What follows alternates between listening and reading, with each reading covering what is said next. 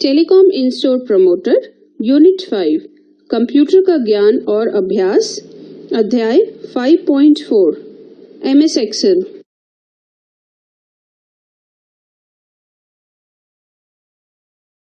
आइए जानते हैं इस यूनिट का उद्देश्य। इस यूनिट का मूल उद्देश्य एमएस पावरपॉइंट के मूल तत्वों को समझना है।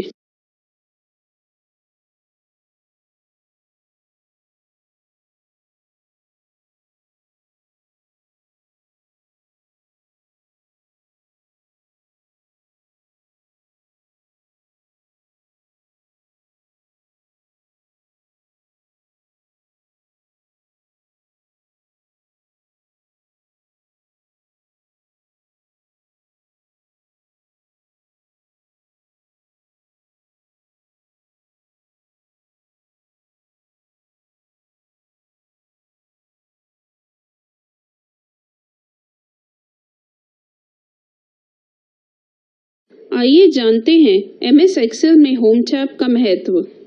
यह सबसे ज़्यादा इस्तेमाल होने वाला टैब है। इसमें सारे टेक्स्ट और सेल फॉर्मेटिंग फीचर जैसे कि फॉन्ट और पैराग्राफ बदलने में फीचर होते हैं। होम टैब में बुनियादी स्प्रेडशीट फॉर्मेटिंग तत्व जैसे कि text rap, merge cells, cell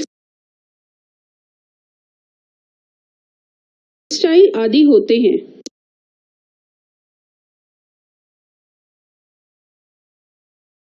insert tab, यह टैब आपको विभिन्न तरह की चीजें डालने की सुविधा देता है जैसे कि तस्वीरें, क्लिप आर्ट, आकृतियां, हेडर, फुटर, टेक्स्ट बॉक्स और विशिष्ट चिन्ह।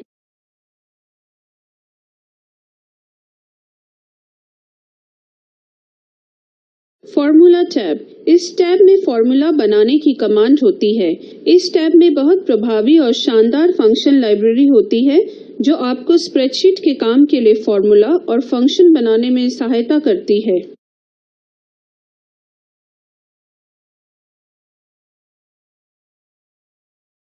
डेटा टैब, यह टैब आपको भारी मात्रा में डेटा वाले स्प्रेडशीट में डेटा के वर्गीकरण और छानने तथा विश्लेषण और समूहीकरण की सुविधा देता है।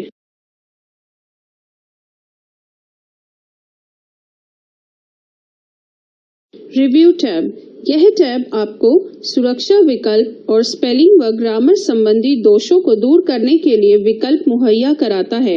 यह ट्रैक बदलाव और नोट फीचर भी देता है जिससे आप नोट्स बनाने और किसी दूसरे के डॉक्यूमेंट में बदलाव करने में सक्षम हो पाते हैं।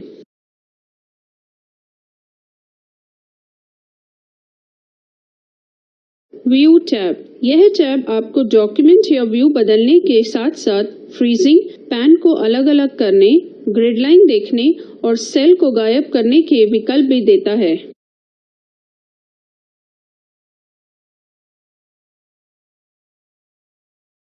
आइए कुछ वर्कबुक के तत्वों के बारे में जानते हैं।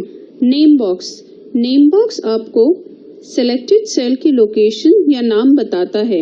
नीचे दिए गए चित्र में सेल B4 नेम बॉक्स में है। ध्यान दें B4 वहां है जहां कॉलम B और पंक्ति 4 एक दूसरे से काटते हैं।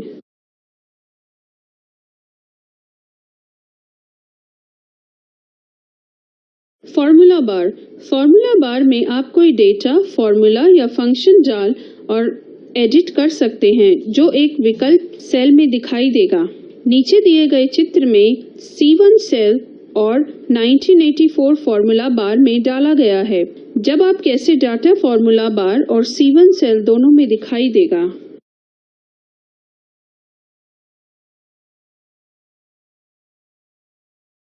आइए जानते हैं रो के बारे में। रो सेल्स का समूह है जो पेज पर बाईं से दाईं चलता है। एक्सेल में रो या पंक्तियां नंबरों से पहचाने जाते हैं। जैसे इस चित्र में रो या पंक्ति 15 का चिन्ह किया गया है।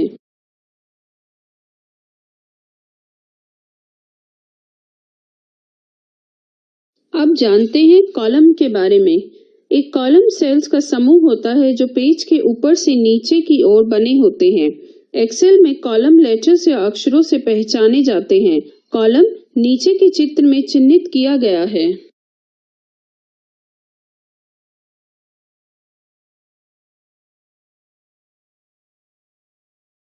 आइए जानते हैं एक वर्कशीट के बारे में। एक्सेल की फाइलों को वर्कबुक कहा जाता है। हर एक वर्कबुक में एक या उससे ज़्यादा वर्कशीट्स होती हैं। 3 वर्कशीट्स पूर्व निर्धारित तरीके से सामने आती है। जब एक एक्सेल वर्कबुक खोली जाती है, आप वर्कशीट का नाम रख, नाम बदल या नाम मिटा भी सकते हैं।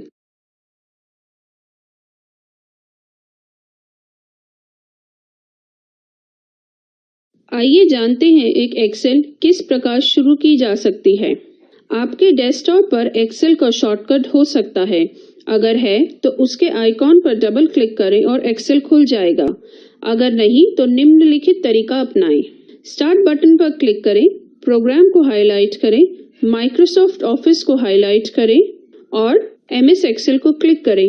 स्टार्ट बटन पर क्लिक करें, highlight the program, highlight Microsoft Office, Microsoft Excel open करना।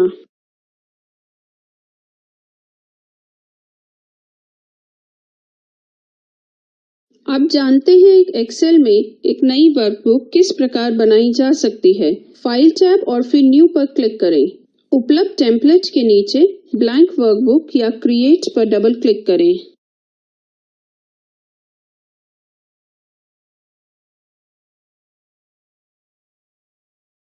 आइए जानते हैं एक टेम्पलेट को कैसे ढूंढा और लागू करा जा सकता है।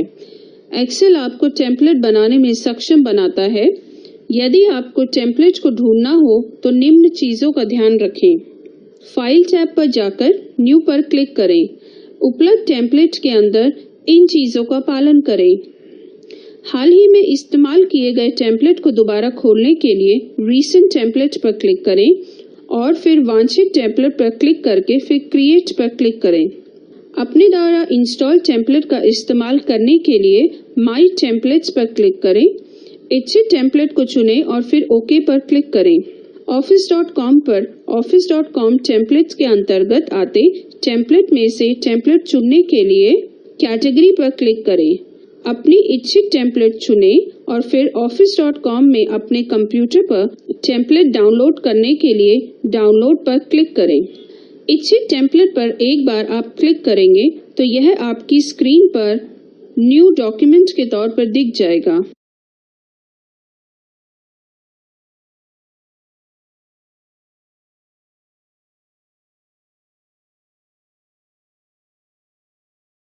आइए जानते हैं एमएस एक्सेल में सेल का महत्व।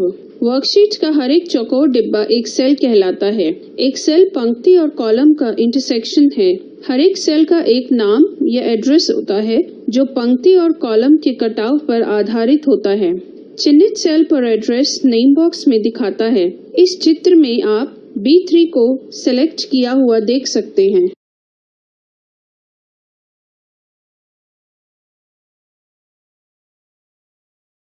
आइए जानते हैं सेल कंटेंट के बारे में। हर सेल में इसका अपना टेक्स्ट, फॉर्मेटिंग, कमेंट्स, फॉर्मूला और फंक्शन हो सकते हैं। टेक्स्ट सेल के अक्षर, अंक या तारीख दर्ज हो सकती है। फॉर्मेटिंग एट्रीब्यूट्स एट्रीब्यूट सेल पर फॉर्मेटिंग एट्रीब्यूट्स लागू हो सकते हैं जो अक्षरों, अंकों और तारीखों को बदले फॉर्मेट में दिखाने में सहायक होते हैं। उदाहरण के तौर पर तारीखों को इस तरह फॉर्मेट किया जाता है जैसे महीना, दिन, साल या दिन, महीना, साल। कमेंट्स सेल में विभिन्न निरीक्षकों की टिप्पणियां लिखी जा सकती हैं।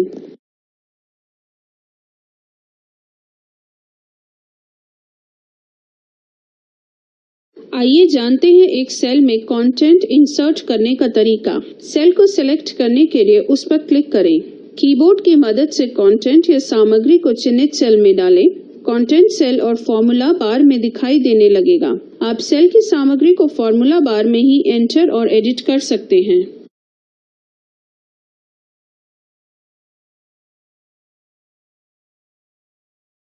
आइए जानते हैं सेल में कंटेंट को डिलीट करने का तरीका। जिस सेल में से कंटेंट को डिलीट करना है उसका चुनाव करें। रिबन पर जाकर क्लियर कमांड का प्रयोग करें। एक डायलॉग बॉक्स दिखाई देगा। क्लियर कंटेंट का चुनाव करें।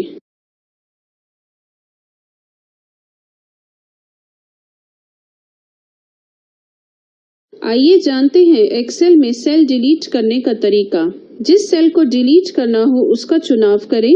रिबन पर जाकर डिलीट कमांड का प्रयोग करें।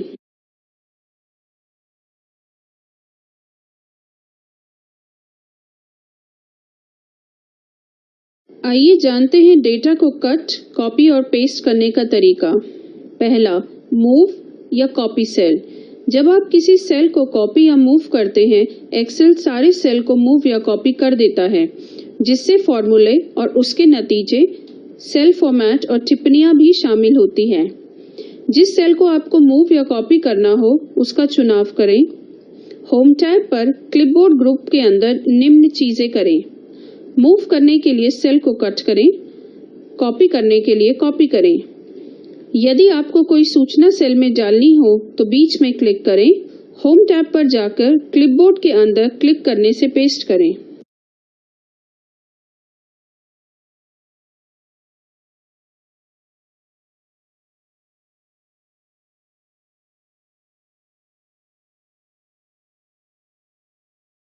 आइए जानते हैं कॉलम की ऊंचाई और चौड़ाई के बारे में।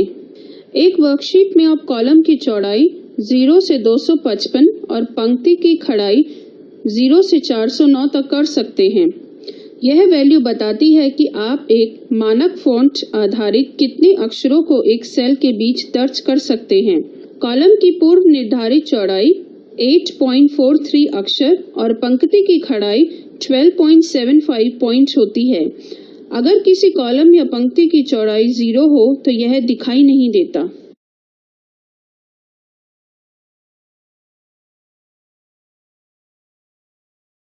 आइए जानते हैं एक कॉलम और रो की चौड़ाई और ऊंचाई किस प्रकार सेट की जा सकती है।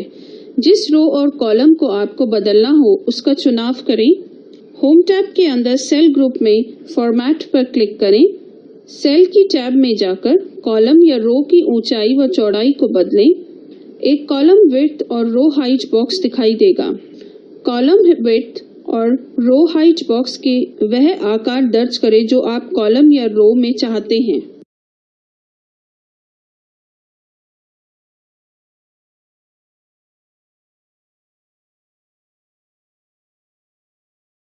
आइए जानते हैं स्वचालित कॉलम और रो के कंटेंट को फिट करने के बारे में। सेलेक्ट ऑल के बटन पर क्लिक करें।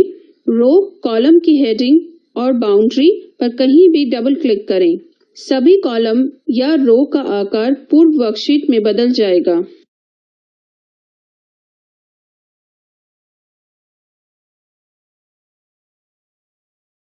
आइए जानते हैं माउस के प्रयोग करने से कॉलम, रो की चौड़ाई व ऊंचाई किस प्रकार सेट की जा सकती है।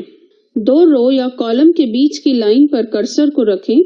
एक चिन्ह जो छोटे अक्षर के समान दिखाई देता है वह हॉरिजॉन्टल लाइन के ऊपर एरो के साथ दिखाई देगा। बाउंड्री को कॉलम या रो के दाईं तरफ जब तक ड्रैग करो तब तक कि कॉलम या रो का इच्छित आकार तक ना पहुंच जाए।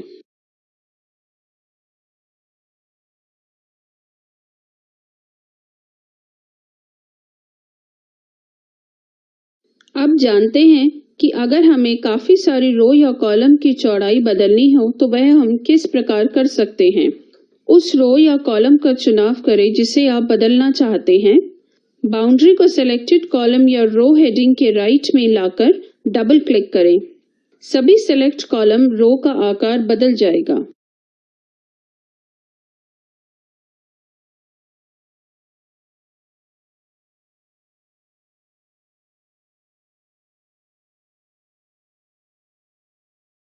आइए जानते हैं कॉलम या रो के अंदर कंटेंट को फिट करने के लिए चौड़ाई को किस प्रकार बदला जा सकता है। उस रो या कॉलम का चुनाव करें जिसे आप बदलना चाहते हैं। बाउंड्री को सिलेक्टेड कॉलम या रो हेडिंग के राइट में लेकर आकर डबल क्लिक करें। कॉलम और रो सबसे लंबे, ऊंचे टेक्स्ट लंबाई या ऊंचाई को स्वतः ही बदल देंगे।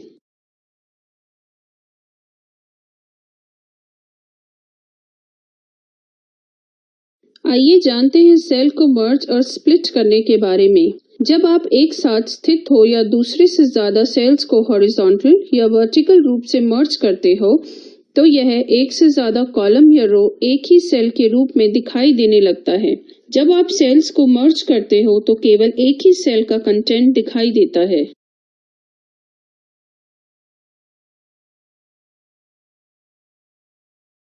आइए जानते हैं मर्ज और सेंटर सेल के बारे में। दो या दो से अधिक सेल जिन्हें आप मर्ज करना चाहते हैं उनका चुनाव करें। होम टैब पर अलाइनिंग ग्रुप में मर्ज पर क्लिक करें। रो और कॉलम में यह सेल मर्ज हो जाएंगे और सेल का कंटेंट मर्ज सेल में मध्य में दिखेगा। आइए जानते हैं मर्ज सेल के बारे में। केवल सेल्स को मर्ज करने के लिए मर्ज एंड सेंटर के बाद बने एरो को क्लिक करें और फिर मर्ज सेल पर क्लिक करें।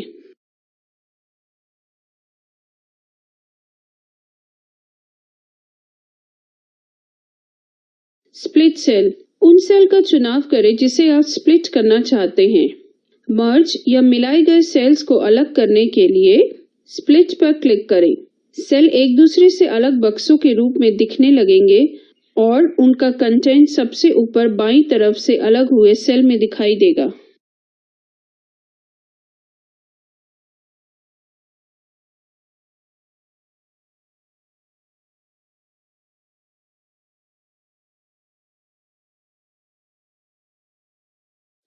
आइए जानते हैं फॉर्मेटिंग टेक्निक के बारे में। अपनी स्प्रेडशीट को प्रभावी बनाने के लिए आप इसमें कई तरह के बदलाव कर सकते हैं, जैसे कि टेक्स्ट, नंबर, कलर और टेबल स्टाइल। स्प्रेडशीट को कंपनी की बैठकों और पब्लिशिंग के लिए प्रोफेशनल डॉक्यूमेंट्स का रूप दिया जा सकता है। अब जानते हैं रैप टेक्स्ट के बारे में। आप सेल रैपिंग का विकल्प इस्तेमाल करके एक ही सेल में टेक्स्ट की एक से अधिक पंक्तियां लिख सकते हैं। एक सेल में रैपिंग टेक्स्ट के इस्तेमाल से दूसरे सेल पर प्रभाव नहीं पड़ता। जिस सेल को आप रैप करना चाहते हैं उसका चुनाव करें। होम टैब में जाकर अलाइनिंग ग्रुप में जाकर रैप टेक्स्ट पर क्लिक करें। आपके सेल का टेक्स्ट रैप हो जाएगा।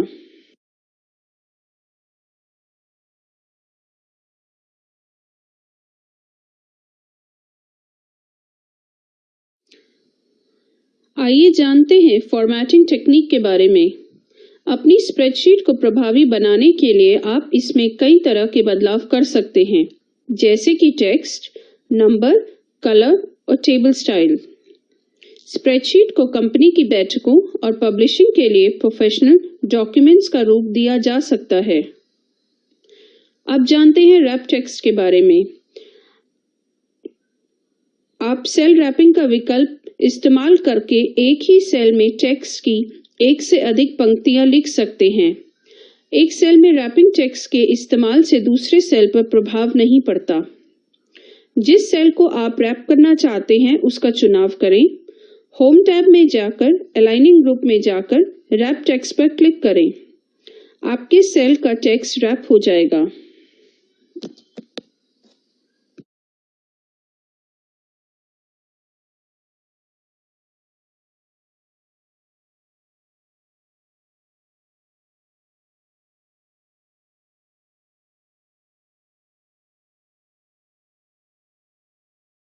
आइए जानते हैं स्प्रेडशीट फॉर्मेटिंग के बारे में।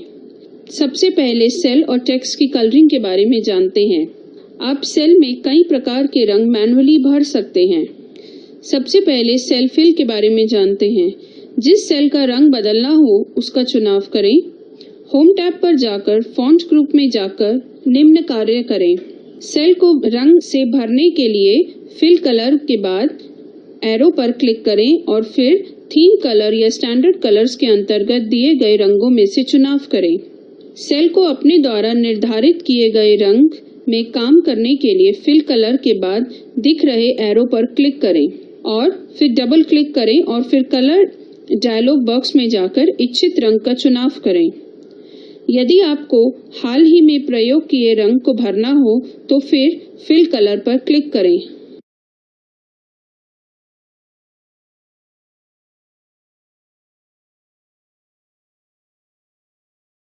आइए सेल फिल को हटाने के बारे में जानते हैं। जिस सेल के रंग या पैटर्न को हटाना हो उसका चुनाव करें। होम टैब पर जाकर फॉन्ट ग्रुप में जाकर नो फिल कर दें। अब जानते हैं टेक्स्ट कलर के चुनाव के बारे में। उस सेल का चुनाव करें जिसको आपको विभिन्न प्रकार के रंग या पैटर्न देने हैं। होम टैब पर जाकर फॉन्ट ग्रुप पर जाकर निम्न कार्य करें। यदि आपको हाल ही में प्रयोग किए गए रंग को भरना हो तो केवल फिल कलर पर क्लिक करें। टेक्स्ट का रंग बदलने के लिए फॉन्ट कलर के बाद बने एरो पर क्लिक करें और फिर थीम कलर या स्टैंडर्ड कलर के नीचे दर्शाए गए रंगों में से अपने मुताबिक रंग चुनें।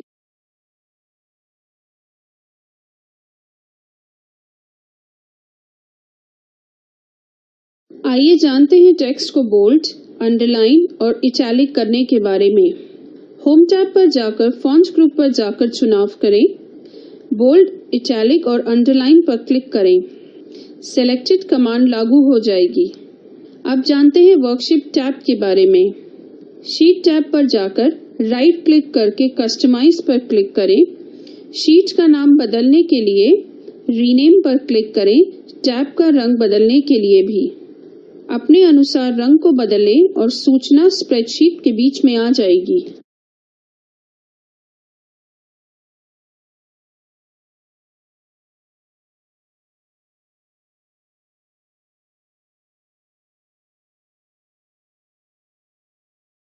आइए जानते हैं एक्सेल में फॉर्मूला डालने के बारे में। फॉर्मूले के प्रकार के अनुसार एक फॉर्मूला निम्न प्रकार का हो सकता है। पहला, फंक्शन। एक फंक्शन जैसे पाई या सम इस चिन्ह के साथ शुरू होता है। Cell reference. वर्कशीट में दर्ज अलग अलग सेल पर कोई फॉर्मूला लगाने के लिए आप उनका नाम फॉर्मूला में सेल रेफरेंस फीचर के जरिए डाल सकते हैं। उदाहरण के तौर पर सेल रेफरेंस A2 इस सेल की वैल्यू का गणना में इस्तेमाल करता है या फिर गणना के बाद उस सेल में नतीजा लिख देता है।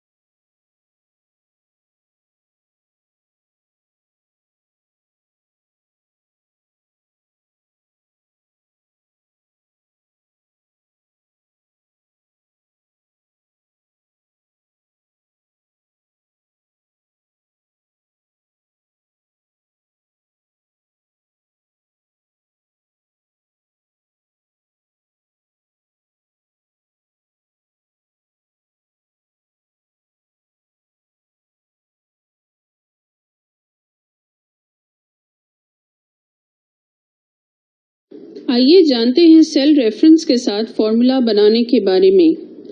पहला सेल रेफरेंस है B3 जिसका रंग नीला है और सेल रेंज का चौकोर कोना पर नीला रंग दिया गया है। दूसरा सेल रेफरेंस है C3, रंग हरा है और सेल की रेंज को चौकोर कोने पर हरा रंग दिया गया है। आइए जानते हैं इसको फॉर्मूला बनाने के लिए। सेल का चुनाव करें, चिन्ह का प्रयोग करें। पहले सेल का चुनाव करें जिसमें फॉर्मूला डालना हो और एक ऑपरेटर एंटर करो जैसे कि A या B। अगले सेल पर क्लिक करो जिस पर फॉर्मूला लगाना चाहते हो। तब तक चरण 3 से 5 अनुसरण करो जब तक फॉर्मूला पूरा नहीं हो जाता।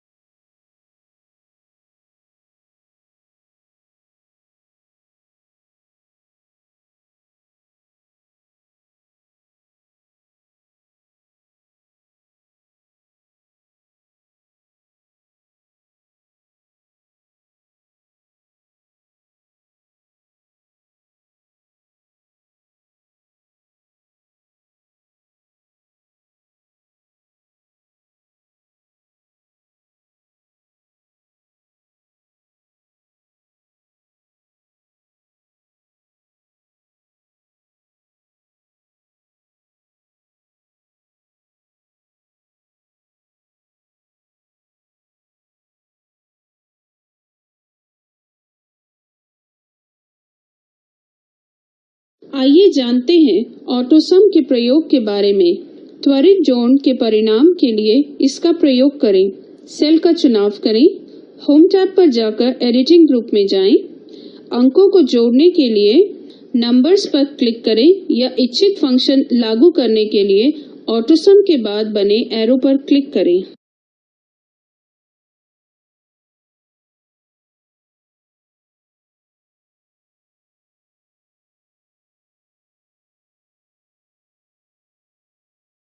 आइए जानते हैं एक्सेल में चार्ट बनाने का तरीका। एक्सेल में चार्ट बनाने के लिए वर्कशीट में चार्ट के लिए अंकीय डेटा दर्ज करने से शुरुआत करें। इसके बाद आप चार्ट की किस्म तय करके इंसर्ट टैब के चार्ट ग्रुप को चुनकर डेटा को उसमें डाल सकते हैं। यह दो प्रकार का है, वर्कशीट डेटा से चार्ट बनाना।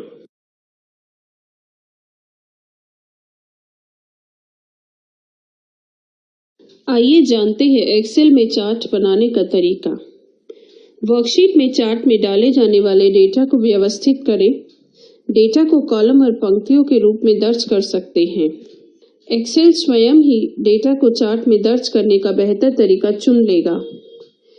जिस सेल से आपको चार्ट बनाना है उसे सिलेक्ट करें। इंसर्ट टैब पर जाकर चार्ट में जाएं। चार्ट के प्रकार पर क्लिक करें, फिर चार्ट के सब टाइप पर जाएं और जब आपके सामने ड्रॉप डाउन आ जाएगा, एम्बेडेड चार्ट में कहीं भी क्लिक कर उसे आरंभ कर सकते हैं। जब आप चार्ट पर क्लिक करेंगे तो चार्ट टूल्स दिखाई देने लगेंगे, जिसमें डिजाइन, लेआउट और फॉर्मेट टैब शामिल होते हैं। चार्ट स्वचालित तौर पर वर्कशीट में ऐड हो जाएगा और आप ही चार्ट को एक नाम मिल जाएगा।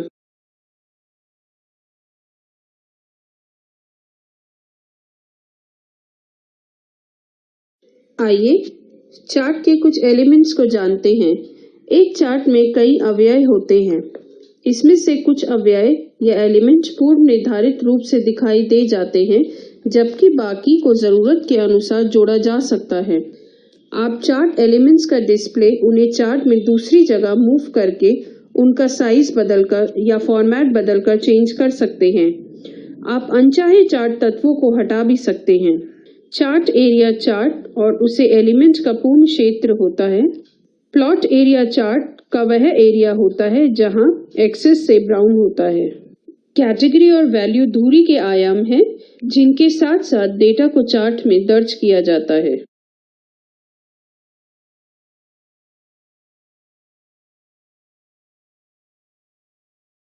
आइए चार्ट के एलिमेंट्स को जानते हैं। चार्ट और अक्ष शीर्षक वर्णकारी शब्द होते हैं जो चार्ट और अक्ष के लिए होते हैं।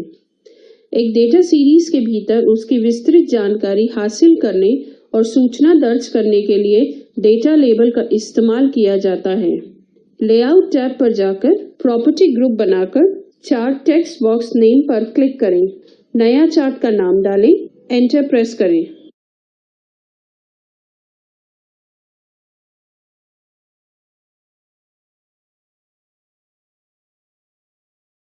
आइए माइक्रोसॉफ्ट एक्सेल में चार्ट का नाम बदलने के बारे में जानते हैं। चार्ट पर क्लिक करें, प्रॉपर्टी ग्रुप में जाकर लेआउट टैब पर जाएं, चार्ट नेम बॉक्स पर क्लिक करें, चार्ट का नाम लिखें। अब एंटर बटन को दबा दें। चार्ट का लेआउट बदलने के बारे में जानते हैं। चार्ट में कहीं भी क्लिक करें, टूल्स में जाकर डिजाइन ग्रुप में जाएं, चार्ट लेआउट में इच्छित चार्ट लेआउट पर क्लिक करें। अन्य उपलब्ध लेआउट देखने के लिए डबल क्लिक करें।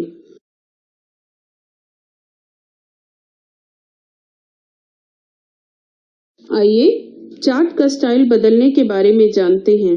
चार्ट पर कहीं भी क्लिक करें, डिजाइन टैब में चार्ट स्टाइल ग्रुप में इच्छित चार्ट स्टाइल पर क्लिक करें। पूर्व निर्धारित सभी चार्ट स्टाइल देखने के लिए डबल क्लिक करें।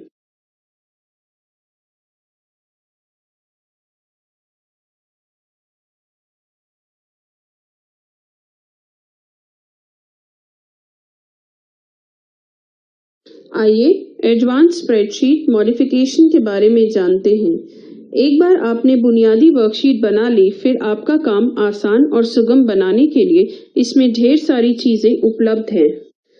इनमें से कुछ तत्व हैं सेल्स को छुपाना, जमाना और अलग अलग करना या तोड़ना। आप डेटा को छांट और छान भी सकते हैं। बड़ी मात्रा में डेटा पर कार्य करते समय यह खूबियां बेहद कारगर साबित होती हैं।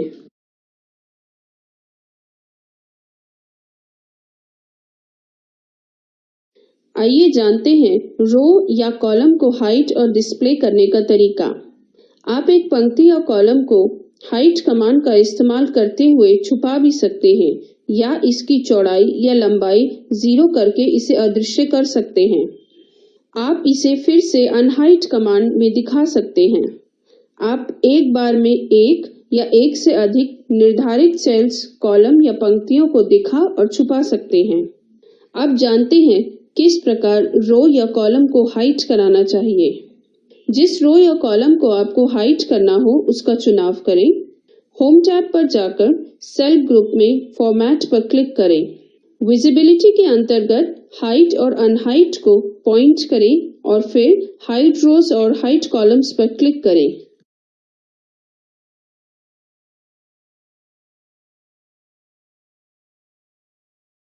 आइए जानते हैं किस प्रकार एक पेन को फ्रीज किया जा सकता है। वर्कशीट पर स्क्रॉल करते हुए दिखाई देने वाले रो और कॉलम को चुनें। विंडो ग्रुप में फ्रीज पेन के नीचे एरो पर क्लिक करें।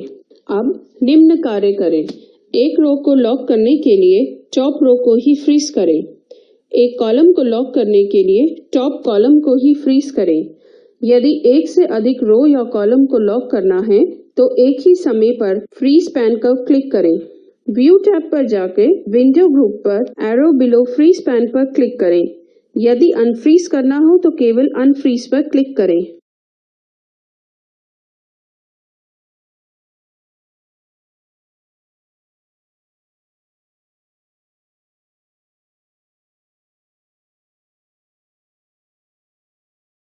आइए जानते हैं सॉर्टिंग डेटा के बारे में। वर्गीकरण या छँटाई डेटा विश्लेषण का अभिन्न हिस्सा है। हो सकता है कि आप नामों की सूची को अल्फाबेटिकल क्रम में रखना चाहें। किन्हीं सामानों की सूची को ऊपर से नीचे के क्रम में दर्ज कराना चाहें या फिर पंक्तियों को कलर या आइकॉन के अनुसार देखना चाहें। डेटा का वर्गीकरण आपको डेटा को बेहतर तरीके से सुव्यवस्थित करने, समझने और जल्द ढूंढने में सहायता करता है, जिसका नतीजा बेहतर और प्रभावी फैसलों के रूप में सामने आता है। आइए जानते हैं एक कॉलम में डेटा को किस प्रकार सॉर्ट किया जा सकता है। जिस सेल के डेटा को सॉर्ट करना हो उसका चुनाव करें। डेटा टैब में जाकर सॉर्ट व फिल्टर ग्रुप में निम्न कार्य करें। असेंडिंग में सॉर्ट करने के लिए A to Z पर क्लिक करें। डिसेंडिंग में सॉर्ट करने के लिए Z to A पर क्लिक करें। डेटा वर्गीकरण की किसी विधि को फिर से लागू करने के लिए किसी टेबल या सेल पर रेंज पर क्लिक करें। फिर सॉर्ट एंड फिल्टर ग्रुप में रीअप्लाई पर क्लिक करें।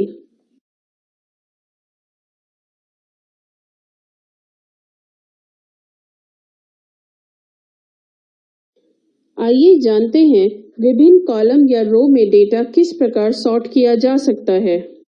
हो सकता है आप एक से अधिक कॉलम या पंक्तियों को व्यवस्थित और समूहीकरण करना चाहते हो जिसमें डेटा हो और ये डेटा एक समान मूल्य वाला हो और फिर इस समूह में एक समान मूल्य वाले अन्य कॉलम या पंक्तियों के समूहों को व्यवस्थित करना हो।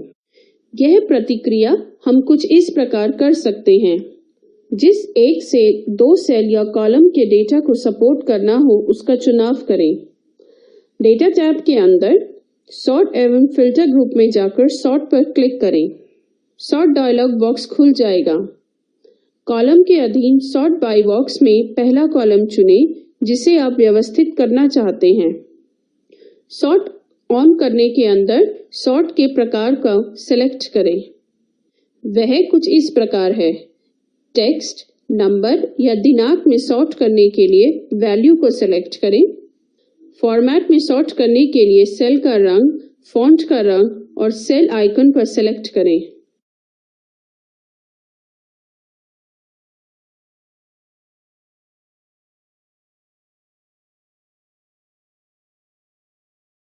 आइए जानते हैं ऑर्डर के अंदर अपने हिसाब से किस प्रकार सॉर्ट कर सकते हैं। ऑर्डर के अंदर अपने हिसाब से सॉर्ट करें।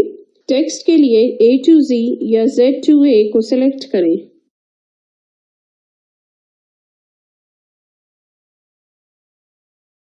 आइए MS एक्सेल में फिल्टर के प्रयोग के बारे में जानते हैं। डेटा की कई पंक्तियां या रो वाली वर्कशीट पर काम करते समय डेटा को देखना और उसका विश्लेषण करना बहुत मुश्किल हो जाता है। छानना या फिल्टरिंग करना, खोजने और एक्सेल रेंज में डेटा का एक सबसेट बनाकर काम करना थोड़ा आसानी ला सकता है। फिल्टर आपको किसी विशिष्ट चीज की एंट्री की त्वरित तलाश करने में मदद करता है।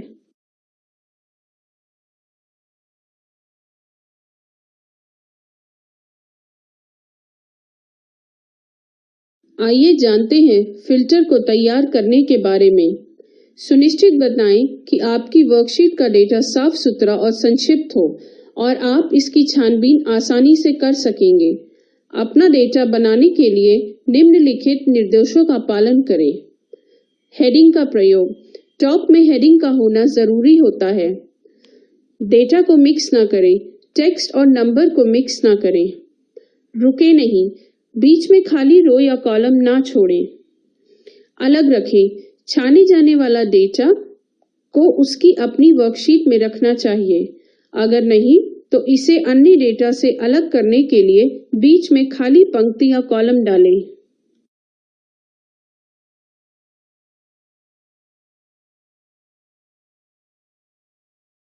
आइए ऑटो फिल्टर की फिल्टरिंग के बारे में जानते हैं। ऑटो फिल्टर करने का तरीका आपको त्वरित तौर पर फिल्टर को बनाने में सक्षम बनाता है। अब जानते हैं टेक्स्ट को फिल्टर करने के बारे में। ऑटो फिल्टर का इस्तेमाल करने के लिए उस सेल पर क्लिक करें जिसमें टेक्स्ट डेटा आइटम है। फिर डेटा टैब में फिल्टर चुनें। फिल्टर एरो हर कॉलम हेडिंग के बाद उभर जाएंगे। छानने की विधि शुरू करने के लिए कॉलम शीर्षक के बाद बने डाउन एरो पर क्लिक करें। एक्सेल विकल्पों की एक और सूची और सभी सामानों पर कॉलम में दिखाई देने लगेगा। केवल एक आइटम में डेटा देखने के लिए निम्न चीजें करें। जिसे आपने नहीं देखा है उसे टिक ना करें। टेक्स्ट फिल्टर पर जाएं। साइन के साथ रो या कॉलम की संख्या डालकर उसे कहीं भी दिखा सकते हैं। वर्कशीट में सभी दूसरे रो और कॉलम हाइड हो जाएंगे।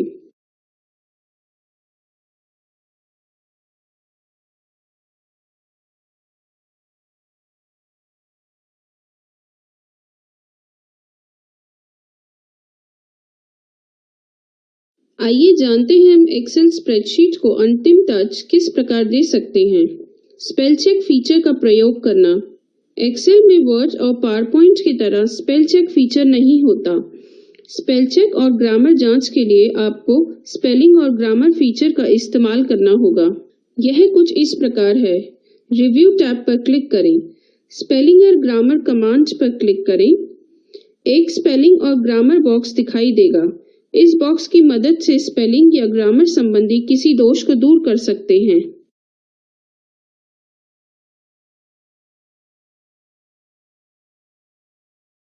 आइए जानते हैं स्प्रेडशीट को सेव करने के बारे में। एक डॉक्यूमेंट को एक्सेल के फॉर्मेट में सेव करने के लिए निम्न कार्य करने होते हैं। फाइल टैब पर क्लिक करें। सेव एज पर क्लिक करें। फाइल नेम बॉक्स के अंदर अपने अनुसार डॉक्यूमेंट का नाम दें। सेव पर क्लिक करें।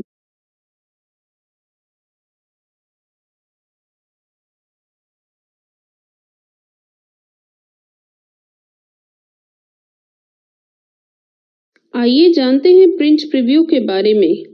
प्रिंट प्रीव्यू आपको फाइल पर क्लिक करते ही दिख जाएगा। जब भी आप प्रिंट संबंधी सेटिंग में कोई बदलाव करेंगे, प्रीव्यू भी उसके अनुसार अपडेट हो जाएगा। फाइल टैब और फिर प्रिंट पर क्लिक करें। वापस अपने दस्तावेज पर जाने के लिए फाइल टैब पर क्लिक करें।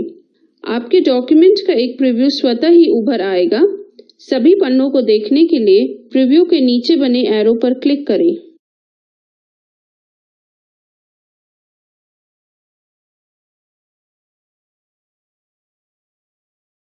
आइए वर्कशीट को प्रिंट करने के बारे में जानते हैं। जिस वर्कशीट को आपको प्रिंट करना हो उसका चुनाव करें। फाइल पर क्लिक करें। प्रिंट पर क्लिक करें या सिलेक्शन करके कमांड दें। जब आपके सामने प्रिंट स्क्रीन आ जाए तो प्रिंटिंग विकल्पों का चुनाव करें। प्रिंटर को बदलने के लिए प्रिंटर के नीचे उभरने वाले बॉक्स पर क्लिक करें और अपनी इच्छा अनुसार प्रिंटर का चुनाव करें। पन्ने की ओरिएंटेशन, उसके आकार, मार्जिन के साथ साथ किसी और तरीके के पेज सेटिंग के बदलाव के लिए सेटिंग के अंतर्गत आने वाले विकल्पों का चयन करें। अगर आप पूरी वर्कशीट को एक ही पन्ने पर फिट करके प्रिंट करना चाहते हैं तो सेटिंग के अंतर्गत आते इन विकल्पों पर क्लिक करें जिन्हें आप इस्तेमाल करना चाहते हैं। वशिष्ठ सूचना पर प्रिंट करने के लिए प्रिंट एक्टिव शीट्स या प्रिंट एंटायर वर्कबुक का विकल्प चुनें। प्रिंट पर क्लिक करें।